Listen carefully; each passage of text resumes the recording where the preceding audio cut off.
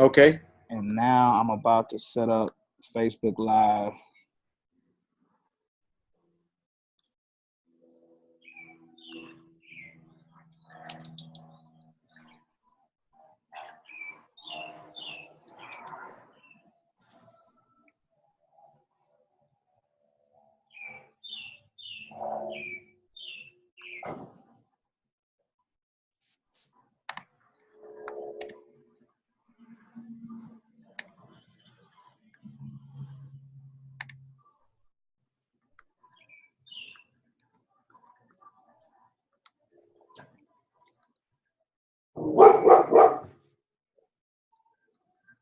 Sadie.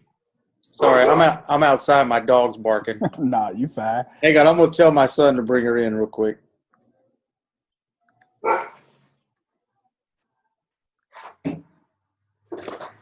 Brian, I need you to come get Sadie.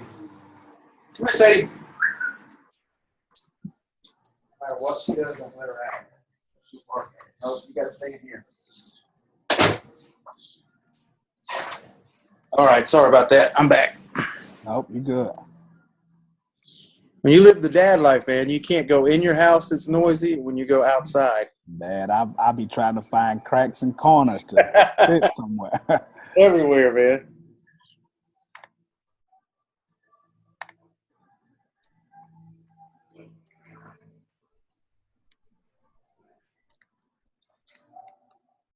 All right. Public. Now, do I need to mute Zoom or anything like that so it doesn't bleed? No, you're fine. Okay. You probably need to mute, if you're on Facebook Live, you may want to mute that. It may bounce. So like when I'm going to get on my other computer and be live, but I have to mute it because it'll kind of give an echo. Okay.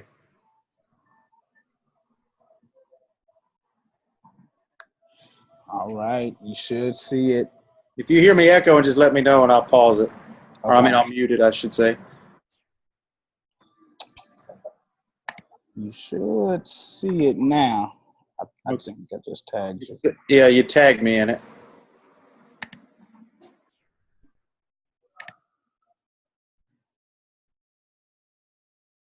All right, I see it. You see it? Come on in the room. Someone has already joined us. Come on in the room. I'm going to hit share on mine now.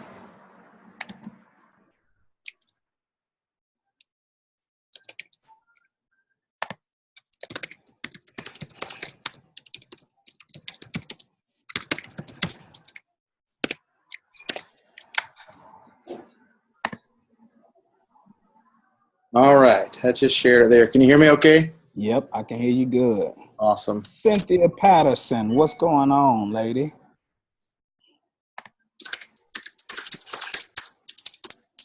My wife is there. I see Hello. Marc.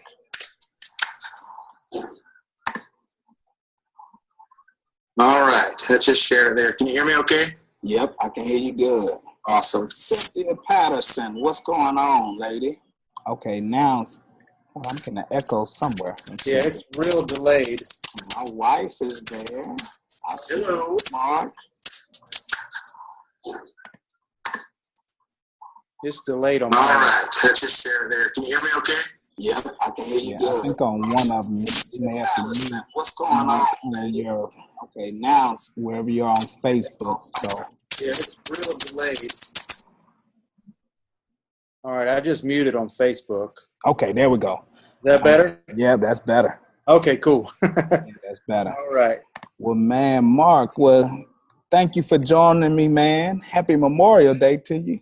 Yeah, happy Memorial Day to you. I feel like when I get on with you, I should say like Ramone and like roll my R's every time I say that. So if I do that a couple of times, just bear with me. I know that's not how you say it. But when me and my wife go to Mexico, we got some places in Mexico, some property in Mexico. When we go there, I don't know why I automatically start talking like that when I get to Mexico. Right. So I might roll my R's a little bit. Yes, sir. Well, man, again, man, thank you for joining me on this call tonight, man. This two-man talk. How's your day been going? So far, so good. You know, we just kind of hanging out. My wife's out of town, so I got the kids, and we went to a escape room you know, where they kind of lock you in the room and you got to get out. And man, my kids are way smarter than I am, because I was just we didn't get out at all, and I just kept asking for clues and clues and clues. But you know, it was a lot of fun. But it really, man, the older I get, the better they are at games, at video games. I used to be a beast at games. Not anymore, man. My hand-eye coordination or something is getting bad as I get older. And I understand, man. I used to be a amusement park guy, so like roller coasters and all that. So one day, me and my son, we were in Galveston, and we went to some parks. I'm like, come on, let's get on the roller coaster, man. I think I almost died first 30 seconds. I can't do it like that anymore, man. I don't know. I just got old. All of a sudden. It's like you don't realize you get old. You just wake up and go, man, I've gotten old. Right. Well, man, let's jump in, man, because I don't want to keep you. We'll try to wrap this up about 7:30. All right. But, man, again, let me just say thank you for joining me. As you know, I got a new book that's coming out called It Takes Two, Who is Helping You Lead. And so the book is available for pre-order now. If people want to go to RamoneHarper.com, it's there. But what I've been doing, the premise of the book is I felt like part of my life story has been about helping others make their vision come to pass. And so I've done that in the federal government sector. I've done that in the small business sector. I've done that through the ministry, the faith-based sector. And one of the things I just realized is that, man, no one can do it by themselves. Absolutely. No great leader, no great athlete, besides LeBron James. I'll make a disclaimer. He almost made me shut my book down last night and say I feel like I'm lying because he's all by himself. He just carried the whole way. And then he got on at the end and he was like, it's not fair to my teammates for you to not say that they didn't have a part in it. I'm like, come on, you did all that. Right. Yeah, so the whole book is written to what I call number ones, who are senior leaders, to number one say, hey, you need help, and let me help you find the help. What do you look for in quality executive level help? But then it's also written to individuals like myself, or individuals who may be a vice president or COO or CMO or whatever they may be, an assistant pastor, whomever, to help them understand how do you have longevity in this and how do you support someone properly. So part of the book is coming out, but more important than the book, I also want to bring awareness and appreciation to individuals that I know who do it well. Mm-hmm. So that's why I chose you, my friend, and invited you to be on this call tonight. So thank you. I appreciate that. And I you know, the fact that you wore that hat means that you really got me, man. You love it. Did it for you, man. Did it for the D. Did it for the D. So Marc, man, let's just jump into it, man. Introduce yourself. Tell us, who is Marc Jeffrey, where you from, and what do you do? Okay. Well, thanks again for having me on. I mean, it's I love what you're doing. I think it's a topic that needs to be talked about more, in that, you know, people in the supporting roles behind the scenes, just like you said earlier, just as important as anybody that's visible. And we all play a part. You know, all of us play a part in what we do in our jobs, in our families, in our churches, in our businesses. So I've always kind of had that role. I've always been in some type of a support role. And things have changed over my life as a result of that. I mean, I have, you know, one thing about me is I've never really, and I think people that are successful in any level, is that I'm not necessarily aware of my two-ness, if that's a word. Okay. Like I don't dwell on it a lot. Like I don't necessarily put a whole lot of priority in me saying, you know, I'm a number anything. Mm-hmm. You know, I just know that what I'm called to do and what I'm comfortable at is support people. And you had a line a little while ago when we first got on the call. You were talking about how it's your job to help facilitate people's dreams. Mm-hmm. What was that? What was the line that you used there? Yeah, interpret their interpret. You're like, yeah. And I think that's always been me, is that I've always found a gap and filled it. And as a result of that, promotion came. You know, my first job I can ever remember getting paid was in Dothan, Alabama at a Piggly Wiggly. Piggly Wiggly. That was my first job. I had a red Piggly Wiggly shirt with a big pig on the emblem there. And what I learned quickly, though, is that I would always find things to do in the grocery store that were outside of my job that I got paid for. So my first job was a bag boy, and the store would get kind of bored at certain times, and so I would ask people to teach me how to do the cash register. And so I learned how to run that.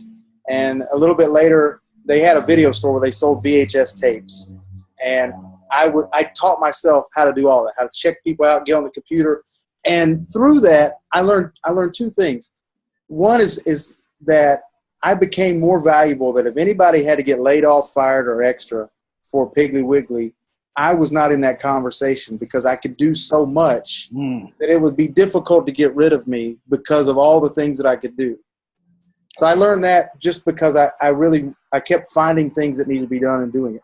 But number two, I believe in something called immediate and ultimate. And there's probably a better term, and there's probably a better theological term for it. But I believe that you have an immediate destiny, something that you need to be doing right now, that ultimately is helping you prepare for what is your ultimate destiny. What are those things that you're called to do? So in that, with me being in that Piggly Wiggly, learning how to run the VHS tapes and renting those out, I started to have a love and a passion for computers, for technology. You fast forward that over the years of my life, and I started honing and learning and knowing more about computers.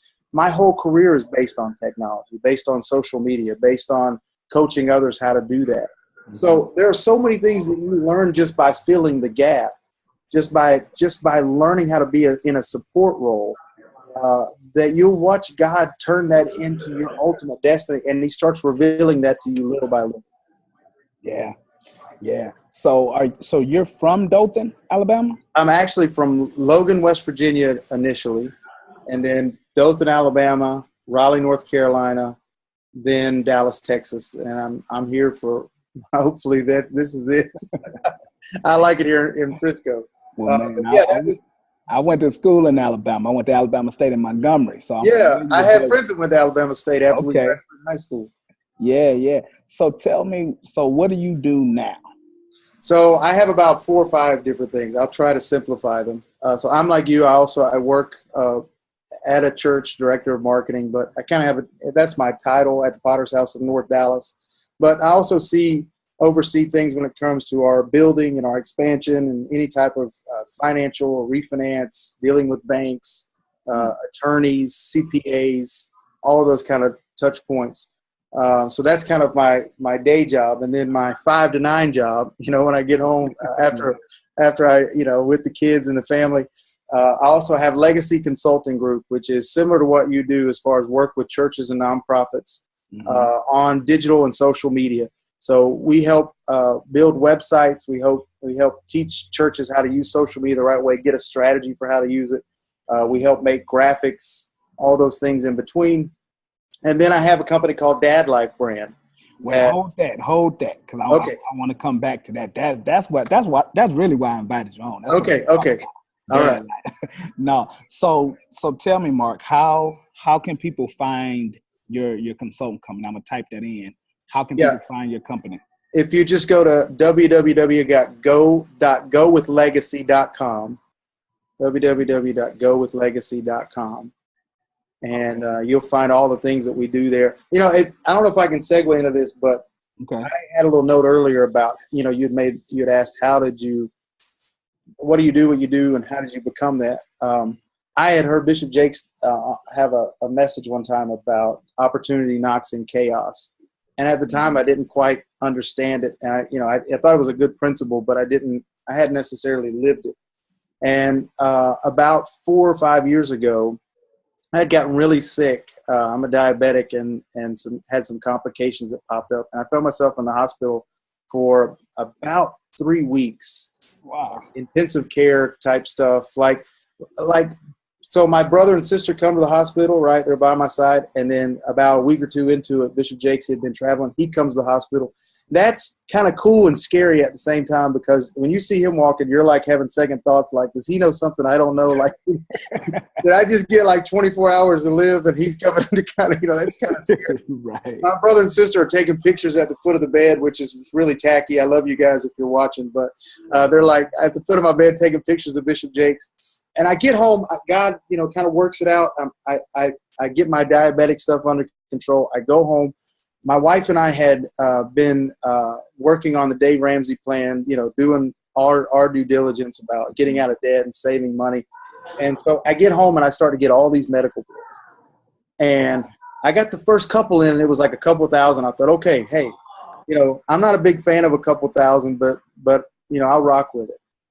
When all of them came in, it was about $20,000 of medical bills. And when you're in a position trying to get out of debt, and that's what you have in front of you, it can be very intimidating.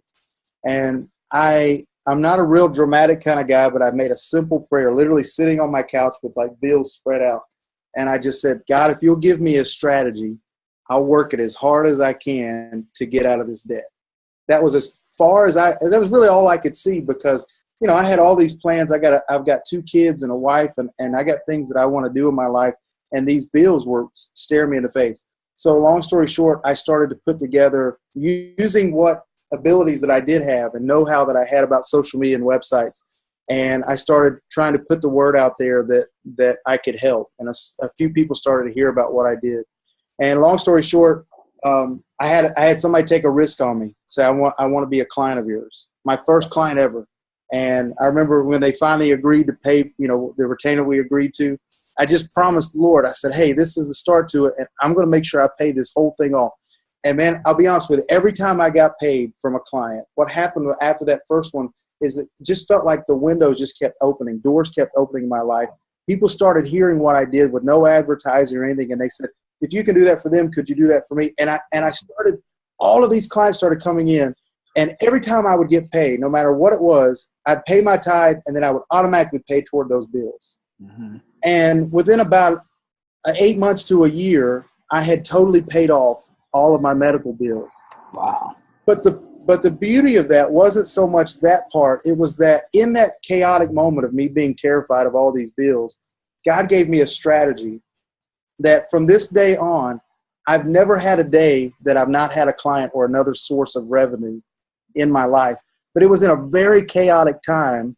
It wasn't the way I would have planned it out. I would have planned it to say, you know what, I want everything to be going great in my life and have all this money in the bank and everything taken care of, and then I'll start getting clients. But it didn't happen that way. It happened through a lot of chaos. And through that, I learned how to be a businessman. I learned how to be an entrepreneur. When we moved to Texas to start the Potter's House North Dallas, I became a landlord not because I'm a savvy real estate person, but the market was so bad I couldn't sell my house. So I had to learn to be in real estate. Now I've never had a day that I've not had a tenant in my house. So that's a lot of times, I know we're talking about 2 men, but that's my story about how I became this, is that anything that I've done in life, it's been because I was able to find opportunity in really chaotic moments. And now I look for those. When things get a little tight and get a little dicey, I start asking God, okay, what kind of opportunity are you trying to show me here?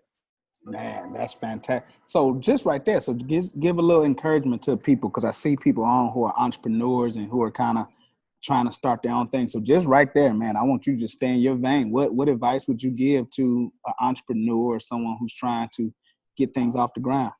Well, I think the word entrepreneur was so scary to me at the time because it felt like this overarching thing that you would never get a hold of. Like the whole name sounds like, you get a degree in entrepreneurship. Like you are now thou entrepreneur. And it just sounds so far reaching because when I grew up, we were just basically, look, you work your job, you're faithful at your job, you work that 9 to 5, and that's it. And so I didn't realize I was an entrepreneur until I was an entrepreneur. Like it's not like it was one thing I just woke up and said, hey, this is what I'm going to be in life. I think you have to find a niche that you're good at and that you have passion for. To me, that's been the key to anything that I've been successful at, because if you don't have a passion for it, when the valleys come and it's not always the fun part, you'll quit. And passion keeps you in it a lot of times when you're not excited necessarily about the things that you're doing, So I think that's one part of it. I think that making mistakes is something you can learn from. The very first client I ever put a proposal together for, I thought I walked away with this proposal, Ramone. I put it all together. When we're off the air, I'll tell you who it was for. It was for a pretty big church that I thought this was my ticket, right? I put it together. I feel like I'm Moses walking down from the mountain. I'm like, these are the beloved proposal tablets. I'm going to present these, and heaven's going to smile down. And I sent them the proposal, and to this day, they never called me back. They never said thanks. They never said it's too high. But what I learned through that process of having to create a proposal was that there was a lot of things that I didn't know until I actually started. Some of being an entrepreneur is really in just starting. When you start, you uncover so many things that you didn't think that you couldn't even think of at the time. But it's through mistakes that you find those. I got on a call one time with Sam Chan.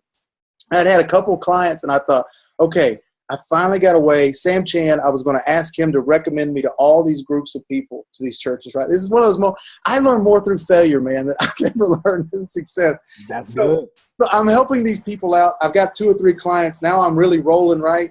And so I get on the phone with Sam Chan. I tell him my whole story, and I say, Dr. Chan, I think I can help a lot of your clients with social media. He's like, I really love what you're saying. He's like, hey, send me your website when we hang up, because I'd like to look a little bit more about it.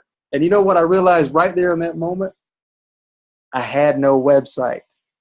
Here I am helping people build websites, helping them with their social. I didn't have it because it's one of those things. It's like you don't think of it sometimes until someone points it out. And I said to him on the call, I said, Dr. Chan, look, I'm sorry. I'm going to hang up. You helped me more than you realize, and I'm going to get back to you. And I pick up the phone and call people and say, hey, I got to get a website. Because you learn so much more through failure. And when you're immature, you don't really get that. You feel like that failure is like you did something wrong. But the longer you're able to stay in entrepreneurship, you realize that failure, you almost kind of build a little bit of that in. And you learn from it from there. So I would say start small, find what you're passionate about, solve a problem for people. If you can make it that simple to solve a problem, people don't mind paying. I have a handyman that comes here because when it comes to fixing my house, I will put 7,000 holes in a wall trying to hang curtains. Okay. My wife will tell you that. When we had our first apartment, I realized really quickly what I was not good at because I lost my entire religion trying to hang up curtains. Okay.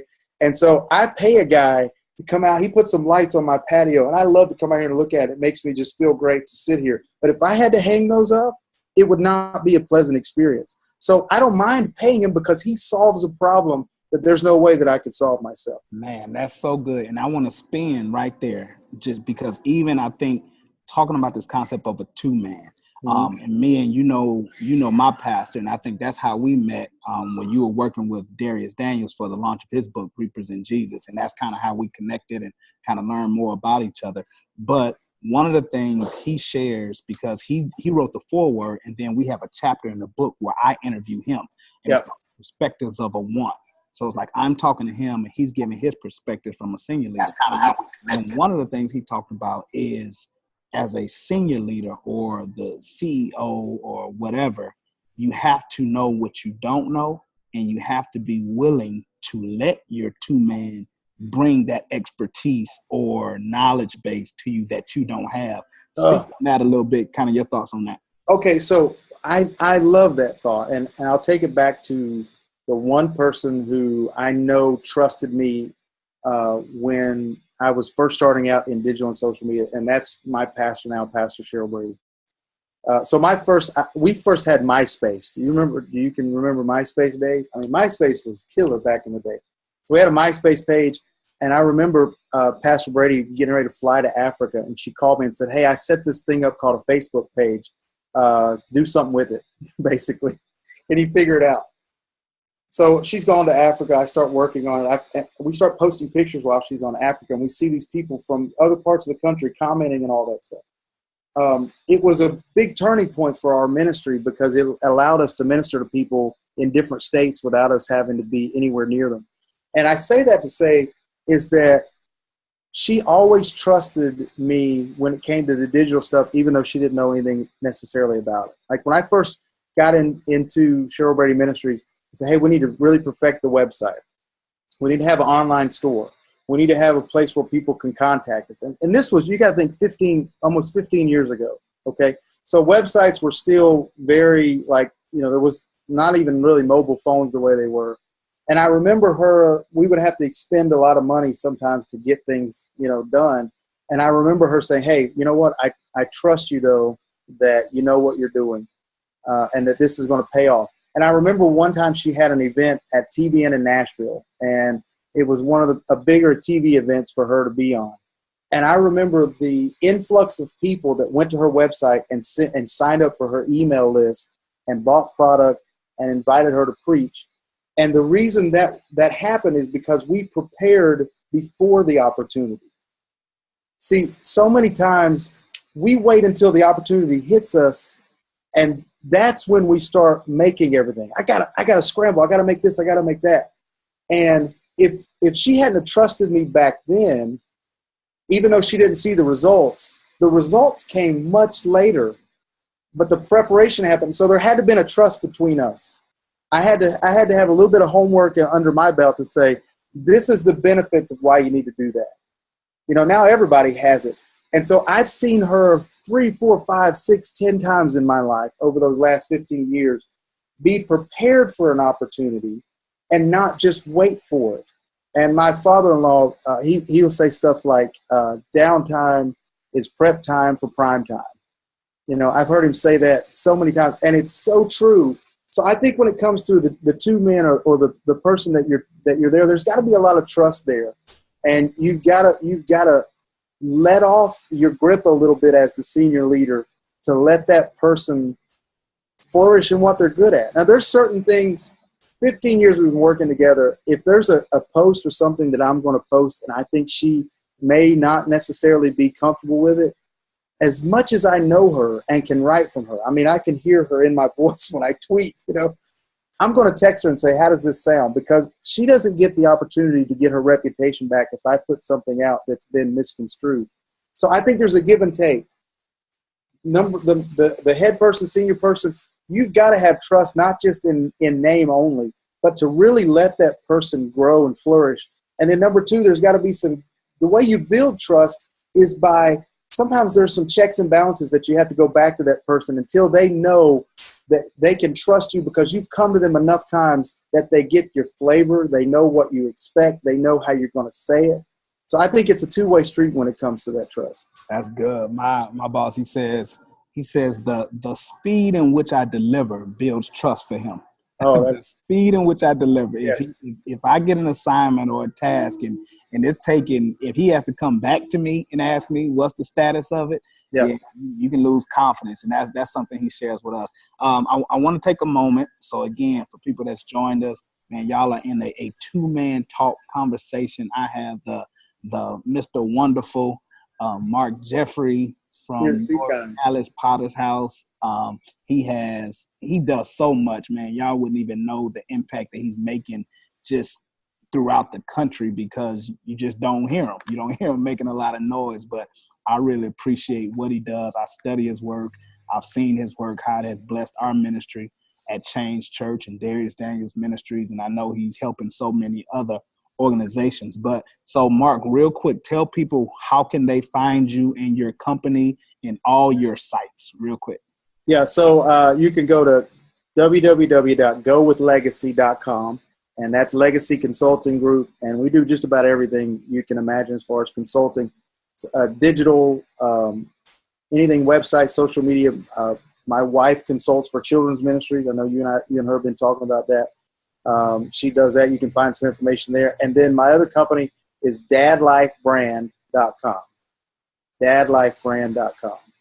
All right. So that's what I want to do. So there's a chapter in my book where I talk about the two man and his family. And basically I talk about my wife. She contributes to this, and because she's walked with me, see the role I play and how I have to balance someone else's vision and helping their family and my family. I got a lot of kids. Yeah. So balancing all that. So you just talked about dad life. So if we can take these next couple of minutes, kind of explain to us dad life and then whatever else you would say in terms of how you're able to manage family, because you work with your family, you serve with your family in ministry. Yeah. Your wife, I know that you guys are part of Orange, and I can't wait to get her to New Jersey to do some training with my staff. She's excited, man. For the Orange curriculum. Yeah. But then dad life. So just talk about all that in a few minutes. Give us give us 2-3 minutes, just kind of talk All right, about family and dad I'll life. go fast. I'm going to sound like that guy from Micro Machines. I don't know if you remember that guy way back when, but he was quick. So Dad Life started, I had the idea. I thought a lot of times when you get to Mother's Day, it's the most celebrated day. Dad Life for Father's Day, sometimes we just, don't get. And, I always felt like a lot of times, every time you talk about dads, people are giving dads a bad rap about, we're not stepping up to the plate. And I know that is true in a lot of situations. But I also felt there was a lot of us that were trying to do all that we could to be good dads. So I had this idea. I wanted to have T-shirts that said, talked about the Dad Life on it. And I looked up the trademark, and somebody had it already. And I was defeated, man. I thought, God. So I did my homework, and I found out that the guy that had it hadn't moved a whole lot on it, but he had the trademark. I stalked the guy down. His name is Chad. He's a good guy. I found him through Facebook. I called him, cold called him and said, hey, man, I want to work with you. We struck up a friendship, became partners. And then a little bit later down the road, he got a little too busy with his other consulting firm, and Dad Life for the last year or so has been solely mine. Hey, Chad, if you're watching, he's a great guy. He really helped me, get those things started. So we do T-shirts, we do social media. We want dads to walk around and feel proud, and we want to give them some cool shirts that didn't look dumb and didn't look cheesy, and let them still be, I don't know, I can't say this, my kids will laugh, but still have a little bit of swag and still be a dad at the same time. So that's where Dad Life came about. Man, there's a whole nother set of conversations we can have about how that started. We can do that at another time. So just before you go on, I need some. Father Day is coming, so I need my Dad Life gear. And let me just say, I appreciate you every prom. When I send out the bat signal, you respond quickly. We got you, man. When you do, you're like, hey, prom's coming. I need an APB out on this knucklehead taking my daughter to the prom. I love it. Every year you do that. It's great. I'll get you some more gear. When we get offline, I'll send you some more. Okay, so where can people order the shirt? It's www.dadlifebrand.com. And we just got some new designs, new colors just for Father's Day. And you can go to dadlifebrand.com. But, when you talk about how to find a balance between all that, balance is hard. I don't think you ever really fully get there. You just have to, when it comes, I'll tell you this about 1 and 2. And if you have the opportunity to have a spouse, that's one of the best 1-2 combinations you can have, because it slips in and out over who's taking the lead depending on what the situation is. My wife's a children's pastor. She reads every book about children you can imagine. And just overall, she's a great mom. So sometimes, even though, I'm the dad, I definitely take her lead when it comes to things. I go, hey, honey, how should we approach this? Sometimes it wasn't always that easy. Sometimes I would make a decision and she would have to tell me why that wasn't the best decision. And that's not always the easiest thing to hear. But when it's for the better of your kids, sometimes it's being number 2 is knowing when you need to slip in and out of number 1 and number 2. Certain things I lead very well with my family. Certain things I want her to lead on because she's the expert in it. She knows a little bit more about that than I do. And I think that's a beauty. When she's out of town, I honestly have a better appreciation for single mothers or single fathers, because raising kids by yourself, I can't even get my kids to church halfway decent by themselves. And it's like when she's out of town, it's rough. So when it comes to balance and things like that, I try my best to be in the moment, and I know a lot of times my wife will come to me and go, we need to have a day for the kids. I don't even hesitate when she says that, because I know that's my blind spot, because I will work, and I love my kids. I love to hang out with them. And normally when we're at whatever that event is, I enjoy myself. But I have to trust her enough that when she comes to me and says, hey, we need to do something special for the kids, I usually try to drop whatever I'm doing and listen to her on that, because that's her angle. That's where she's good at. Yeah, that's so good, man. Man, wives are the best 2 men in the world. That's it. To have a good 2 man, that is your wife. And so my book, man, is called It Takes Two, Who is Helping You Lead. I'm trying to bring appreciation and awareness to this whole ideal of the 2 man. That is not male or female. It is anyone who served in the executive leadership support type role. And so, man, for what you're doing a fantastic job, man. the world may not know your name, but trust me, they have seen your work. And I just want to let you know I appreciate you. Thank you. As we get ready to wrap up, man, if I try to ask all my guests these questions. Oh, gosh. Who are some of the top 2 men or women in history? It might be, let's say right now we're getting ready for the NBA playoffs. It might be in basketball. It might be sports. It might be in ministry. It might be in business. Let me hear from you when you hear the word 2 man. Who do you think about, or who can come to mind? I'll tell you, because it's fresh in my mind, and I'm a huge Golden State fan. I think Klay Thompson is a great 2 man. Absolutely. And I also think Draymond Green's a great 2 man. In Draymond's mind, he's a number 1 man all the way. He's a whole lot of things in his mind. Oh, I'm telling you. But I watched something the other day. I watched Klay come up to the plate and do exactly what he needed to do. And he's not always the highest scorer, but when he has to come up to the plate, he does it. And he's cool with it. I also think Draymond, I listened to Draymond, they had a spot where they were saying he will text people like Kevin Durant and Steph or even Klay, and he'll say, hey, Kevin, just be more aggressive. That's all we need you to be. And Durant will be like, hey, that's all I needed to hear was Draymond saying he believed in me that I could go out and be aggressive. Klay said the same thing. Draymond will text him and say, hey, listen, I know Steph's coming back, and this is so much less than when you hear how they talk on Golden State. He's like, I know Steph Curry is coming back, but that doesn't mean we need you to diminish and let your role fall. We need you to be exactly who you are when Steph wasn't there. And I think that's the epitome of a good 2 man. A 2 man can step up and do whatever he needs to, but if he needs to fall back, he can totally do that as well. And so I think both of them are good examples of that because I'm a big basketball fan, a big Golden State fan. So, okay, all right. Now, I got dressed for the occasion today. Now, you haven't even shouted out what I got on for you today. No, I did at the beginning, man, because, listen, the first time we ever rode in a car together, we were talking trash. I think it was Marcus D. Wiley and somebody else. We were telling them how much we love Dallas. Right. You and I connected instantly. And we love them, and they let us down every year. That's okay. I still love them. Man. Well, man, Marc, thank you so much, man. Shout out to you, what you're doing. Tell Bishop Brady, Cheryl, I said hello to all the team and all the staff there at the Potter's House, North Dallas, man. You guys are doing a fantastic job, man. So thank you for taking this time. Thanks for sharing it with your people, man. We're going to have to come back. I think we can do a whole nother conversation just about this DadLife thing. I would love to, man. Just the lessons that I've learned through that. You talk about mistakes and learning. Every year I learn something different through this DadLife and this whole process.